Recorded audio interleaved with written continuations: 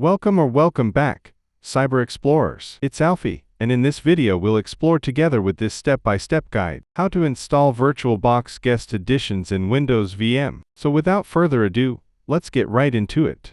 Installing VirtualBox Guest Additions in a Windows VM enhances performance and usability. Here's how you can do it. Start your VM, open VirtualBox and launch your Windows virtual machine. Insert Guest Additions CD. Click on the Devices menu, and select Insert Guest Additions CD image. Open File Explorer, navigate to this PC, and locate the VirtualBox Guest Additions disk. Run the installer.